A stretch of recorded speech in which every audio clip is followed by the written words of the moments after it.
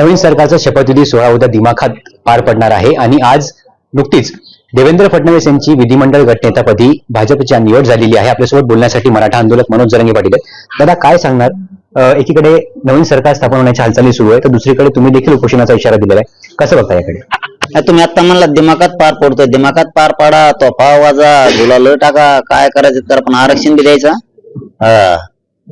मराठ्यांचं आरक्षण, सगळेश्वरीची अंमलबजावणी, तिन्ही गॅजेट, मराठा आणि कुणबी एके, हे सगळे विषय मार्गी काढायचे. शिंदे समिती बंद आहे, ती सुरू करायची. रेकॉर्ड शोधणं, नोंदी शोधणं सुरू राहायला पाहिजेत. त्याबरोबर हे सुद्धा ठेवायचं नसतं, ज्या मराठ्यांनी मतदान केलं ना ते गद्दाराची यादी टाकते तुम्हाला, तुमच्याच पक्षातले तुमचेच मराठी. कारण ते मतदान करणारे मराठी म्हणणारे तुम्हाला की तुझ्या लेकराचं कल्याण झालं, तुला आमदार मिळालं, तू मंत्री बी झाला, आमचं काय, फिरून नाही द्यायची.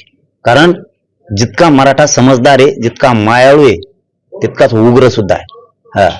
तुम्ही गोडी गुलाबीनं फसवून त्याच्याकडून मोठं झालात, पण त्याच्याच पोरा जर आरक्षण नाही दिलं तर तो तुमची पाळता भई सुद्धा कमी करू शकतो, हे सुद्धा लक्षात ठेवायचं. आता एकीकडे तुमच्या टार्गेटवर असलेले देवेंद्र फडणवीस हे भाजपचे गटनेते म्हणून त्यांची आज निवड झाली विधिमंडळाची. त्याचबरोबर ते उद्या मुख्यमंत्री पदाची शपथ घेतील अशी चर्चा आहे. काय वाटतं, कसं बघता तुम्ही याकडे? त्यांना काय तुमचं सांगणं असतं? आरक्षण कोणी बसा, कोणी वा, कोणी आलं तरी आम्हाला संघर्ष करावा लागणार आहे, लढावं लागणार आहे आमच्या लेकरासाठी. ते लढताय त्यांच्या पक्षासाठी, नेत्यासाठी, त्यांचे पोरं मोठे होण्यासाठी, त्यांची संपत्ती सांभाळण्यासाठी. आम्हाला आमचे गोरगरिबाचे लेकरं मोठे करायचे. आमच्या मराठ्यांच्या हातात ऊस तोडायला जावं लागतो, तो कोयता सुटला पाहिजे. हमाली मोलमजुरी करतायत लोक, कंपन्यांनी कामं करतायत. कुणी वॉचमन म्हणून, कुणी एसट्या चालवित, कुणी जिपा चालवित, कुणी रिक्षा चालवित, ट्रॅक्टर चालवित. यांचे लेकरं आम्हाला अधिकारी करायचे. त्यासाठी आरक्षण पाहिजे, ते द्यायचं. हो, ते जर नाही दिलं सुट्टी नाही, सामूहिक आमरण उपोषण होणार. मंत्रिमंडळाचा विस्तार देखील उद्या होण्याची शक्यता आहे. मंत्रिमंडळातील अनेक मंत्री उद्या मंत्रिपदाची शपथ घेणार आहे. उद्या सरकारचं मंत्रिमंडळ स्थापन होणार आहे. तुम्ही देखील मंत्रिमंडळ स्थापन झाल्यानंतर उपोषणाचा एक इशारा दिलेला आहे. कसं उपोषण असणार आहे, कधी होणार आहे, तुम्ही जाहीर कधी करणार आहे? आता सरकार स्थापन झाल्यावर जाहीर करणार आहेत. आमची तयारी चालू आहे सामूहिक आमरण उपोषणाच्या अंतराळीतली. परंतु परवापासून 3 दिवसापासून माझ्या मुलाचं दुखत होतं, आजारी होतं. ते तुम्ही इथं जालन्याला कलावती हॉस्पिटलला त्याला ऍडमिट केलं, म्हणून मी भेटायला आलतो. कोरडे डॉक्टरांचे ते बघतायत त्याच्या तब्येतीवर, ते लक्ष ठेवून येत सगळेजण. ते अचानक खूप दुखायला लागलं होतं त्याचं, म्हणून मी इकडं हॉस्पिटलला जालन्याला आलो होतो. आमची तयारी तिकडे सुरू आहे. मी शेवटच्या क्षणापर्यंत मराठ्यांसाठी लढणार आहे. मी ना मरायला बेणार आहे, ना मागं हटणार आहे. तारीखही डिक्लेअर होणार आहे. सरकार स्थापन झालं की आम्ही सुद्धा तारीख सामूहिक आमरण उपोषणाची डिक्लेअर करून समाजाला आरक्षण मिळवणार आहे. मात्र तुम्ही बोलता बोलता म्हणालेत की हे उपोषण आझाद मैदानला पण होऊ शकते. गेल्या वेळी आम्ही वाशीला टच करून परत आलो होतो, मात्र आता आम्ही आझाद मैदानात जाऊ शकतो, असं देखील तुम्ही सांगतायत. कशा प्रकारचं तुमचं नेमकं नियोजन आहे? समाजाचं म्हणणं काय पडतं आहे? समाज अंतर्गत बसायला तयार आहेत का? 2 उपोषण होतील, कशा प्रकारचं नियोजन? नाही, कुठेही बसायला तयार आहे समाज. मुंबईत बसायला तयार आहे ना, अंतरवलीचा समाज हटत नाही. कारण शेवटी काय असतं बघा, बोटावर मोजणे इतके पक्षावरती प्रेम करणारे असते, पण करोडन हे स्वतःच्या लेकरावरती प्रेम करणारे असतात, मुलावर मुलीवर. अशी माया नाही किंवा बाप नाही घरात की तिला वाटत नाही की माझं लेकरू मोठं होऊ नये, आणि ती आरक्षणाशिवाय मोठं होऊ शकत नाही. आता भरभरून मराठ्यांनी दिले पाहिजे त्यांना, कारण सत्यात या राज्यात मराठ्याशिवाय कुणीच नाही बसू शकत. कुणीच नाही बसू शकत. मग आता मराठी त्यांनाही जबाब विचारणार आहे. त्यामुळं कुठेही होऊ शकतं, पण फायनल अंतरवालीतच. पण काही पोरांचं आणि समाजाचं म्हणणं होतं की आवाज शिवून अर्ध्यातूनच माघारी जरा पुढे जायला पाहिजे. त्यांचं जरा पुढंच लई पुढं तर पुढं. मग आता बहुतेक शक्यता एखाद्या दिवस मुंबईत सुद्धा होऊ शकतं ते, पण तिथं सामूहिक नाही होणार. तिथं एकट्यालाच करायला लागेल, कारण पाठिंबा द्यायला, भेट द्यायला, तिथं बसायलाच लाखानं येणार आहे. तर तिथं ती वेगळी जागाच नाही पुरणार, तिथं ते नाही होऊ शकत. मग पण फायनल मात्र अंतरवालीतच. आता सध्या शेती कामं सुरू आहेत, रब्बीचा हंगाम सध्या सुरू आहे, रब्बीची पेरणी सुरू आहे. त्याचबरोबर अवकाळी संकट येत आहे, बदलतं हवामान आहे, पाऊस येतो आहे, गारपीट होत आहे, वातावरण बिघडत आहे. त्यामुळे शेतकऱ्यांपुढे आधीच एक संकट आहे. मग तुम्ही तुमचं हे जे उपोषण करणार आहात यामध्ये शेतकरी असणार आहेत का, महिला असणार आहेत का, आणि नेमकं याचा वेळ कसा असणार आहे? कारण शेती पिकांना आता सध्या रब्बीचा हंगाम सुरू आहे. नाही, कामं उरकेल्यावरच समजा कामं सगळे उरकून येतात. कारण शेती मूळ व्यवसाय आमचं जीवनच त्याच्यावर आहे. आमचे लेकरं बाळ शिकते तर शेती, त्या पिकं आलं तर ते विकूनच आम्ही लेकरं शिकवतो. आमच्यासाठी महत्वाचं अगोदर शेती. कामच सगळे उरकले पाहिजेत, म्हणजे गव्हाच्या पेरण्या सगळ्या झाल्या पाहिजेत, कापसा यासण्या झाल्या पाहिजेत. हे आमच्यासाठी खूप महत्वाचं आहे. आणि आता जे अवकाळीचं आहे, जे ढग येते, पाऊस पडतोय, मग याला आता सरकार आहेच ना, सरकार देईन ना दाजीला. आता बहिणीला एकदा दिला दाजीची भरपाई देईन ना सगळी. नाही दाजी रूम नाही झाली मुंबईत जाऊन मामाला.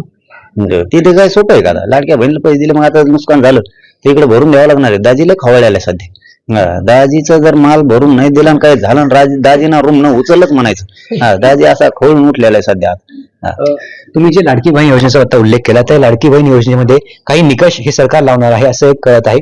काय वाटतं तुम्हाला, सरकार फसवणूक करत आहे का, करू पाहत आहे का? काय हल्ले नमुने ते जाऊन दे तिकडे. ते काय ते तात्पुरतं देतात, नंतर ते काही अतिशय आणायला बसले ते लय नमुनेबाजी. कारण ते इतके पैसे घालायचे कुठून?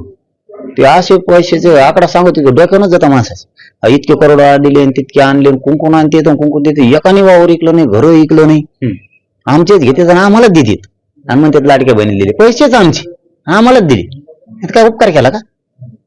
त्याला एक आणखीन एक वेगळा विषय. मागील 4-5 दिवसापासून मनोज जरांगे पाटलांमुळे भाजपचं सरकार आलं अशी एक पोस्ट व्हायरल होत आहे. कसं बघता तुम्ही याकडे? कारण तुम्ही देखील याबद्दलचा एक उल्लेख करून दाखवलेला आहे. काय वाटतं तुम्हाला याबद्दल? काय बाबा, कुणी काही म्हणतो. आता काय त्याला काय, मी तर नाहीये मैदानात, माझ समाज पण आहे. कोणाला काय म्हणायचं म्हणून जाऊ द्या. तेव्हा तेच म्हणत होते लोकसभेत आम्हाला, हे असं काय कोणी काही म्हणतंय. पण एक आहे, मराठ्यांशिवाय या राज्यात कोणाची सत्ता नाही. कोणाची. आणि मराठ्यांशी बेमान्य नाही करायची. जर आरक्षण नाही दिलं ना, सत्तेत येऊन सुद्धा आनंद नाही घेता येणार.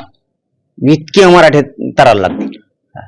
सत्तेत येऊन सुद्धा आनंद नाही घेऊन देणार त्यांना. कारण शेवटी काय असतं, मतदान केलंय, निवडून दिले लोकांनी. आता लोकांच्या, शेतकऱ्यांचे पण अपेक्षा आहेत. मोठ्यापणात नाही जायचं आमच्या इतक्या, आमचं कोणी काही नाही करीत, कोणी काही नाही करीत. ते दिवस गेले आता. कोणी काय नाही करीत. लोक देत व्यस्त आणि टंगळी धरून उडीत व्यस्त. मग सुट्टी नसती. गावागावात फिरून नाही देणार, घराघरात बी नाही, त्याच्याच घरात त्याला बसून नाही द्यायची. मतदान केलं म्हणते नाही तर पेन नाही, काम कर. नवीन सरकार उद्या स्थापन होणार आहे. उद्या शपथविधी सोहळा पार पडणार आहे.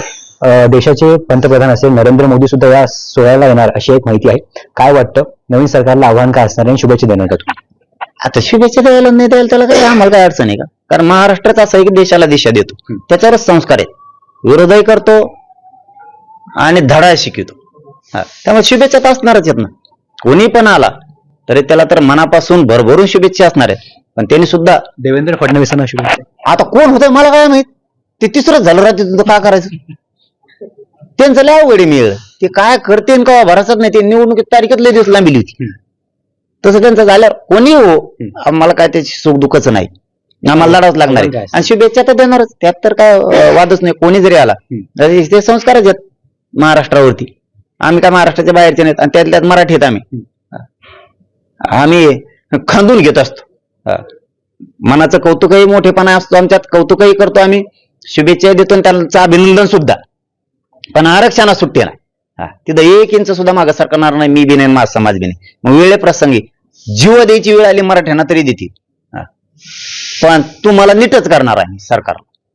निश्चितच आपण जर पाहायला गेलं तर उद्या मंत्रिमंडळाची स्थापना होणार आहे. नवीन मंत्रिमंडळ स्थापन होणार आहे आणि मोठ्या दिमाखात हा शपथविधी सोहळा जो आहे तो मुंबईमध्ये पार पडणार आहे. आणि मनोज जरांगे पाटलांनी या शपथविधी सोहळ्याला शुभेच्छा दिल्या आहेत. सोबतच आरक्षण आम्ही घेणारच आणि आरक्षण घेतल्याशिवाय सुटका नाही असा देखील एक इशारा मनोज जरांगेंनी दिलेला आहे. त्याचबरोबर आम्ही येणाऱ्या काळामध्ये लवकरच तारीख जाहीर करून सामूहिक उपोषणाला बसू असं मनोज जरांगे पाटील म्हणाले आहेत. गौरव साळी, मुंबई तक, जालना.